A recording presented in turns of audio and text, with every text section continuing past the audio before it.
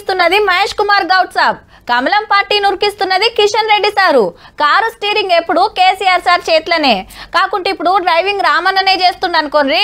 అదేరే ముచ్చట. తెలంగాణ జనసమితి అధ్యక్షుడు కోదండరాం సారు, ఇక సిపిఐ పార్టీకి పెబ్బ కామ్రేడ్ సాంబన్న, మరి సిపిఎం పార్టీకి తమ్మినేని వీరభద్రం సారు అని అంటున్నారులే. కాదు కాదు, ఇగో గీ సారు. ఇక తెలంగాణ సుత్తెకొడవల్ పెద్ద కామ్రేడ్ పేరు జాన్ వెస్లీ, అంటే సిపిఎం రాష్ట్ర కార్యదర్శి, ఊరు వనపర్తి జిల్లా అమర్చింత. చదువుకునేటప్పుడు ఎర్రజెండా పట్టి 30 ఏళ్ళు ఎన్నో పోరాటాలలో ఉద్యమాలలో ఉండి ఇప్పుడు పార్టీకి పెబ్బయ్యేండు. ఈడ చెప్పుకోవాల్సింది ఏంటంటే కమ్యూనిస్టు పార్టీ చరిత్రలో దళిత లీడర్ కి పదవిచ్చుడు ఇదే తొలుత. ఇన్నేళ్ళు 2-3 పెద్ద కులాలోళ్ళే కార్యదర్శులు అయ్యేటోళ్ళు.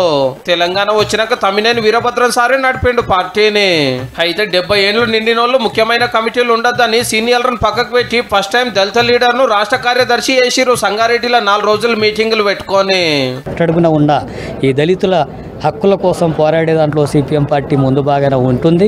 ఆ క్రమంలోనే ఈరోజు నాకు ఆ బాధ్యతలు ఆ పార్టీ ఇచ్చింది. అప్పట్లో సిపిఎం పార్టీ పతారా జోరుంటుండే తెలంగాణలో. ఎంపీలు ఎమ్మెల్యేలు ఎందరో ఉండేటోళ్ళు. చిన్నగా సుత్తెకొడవల్ పదం తగ్గింది, ఎర్ర జెండా ఎలుస్తోంది. గడికో పార్టీతో పొత్తు పెట్టుకొని తోక పార్టీలనే పేరు తెచ్చుకునే కథ అయింది కమ్యూనిస్టులది. ఈ 10 ఏళ్లలో 3 మాటల అసెంబ్లీ ఎలక్షన్లు అయితే సిపిఎం గెలిచింది ఒకటే ఒక్క సీటు. ఇప్పుడైతే ఒక్కలిగినా లేరు. వామపక్షాల బలాన్ని ఓట్లతోన సీట్లతోన కొలిస్తే అది సరైనటువంటి కొలబద్ద కాదు. ఎర్రనల జోరు ఉన్నప్పుడు పెద్ద కులాల లీడర్లు చూసుకొని పలసగైతున్న యాళ్ళ దళిత లీడర్ కు పదవి ఇచ్చేండ్రు. చూడాలి మరి ఎట్లుంటదో గానీ కామ్రేడ్ జాన్ వెస్లీ అన్నకు ఉద్యమాభినందనలు.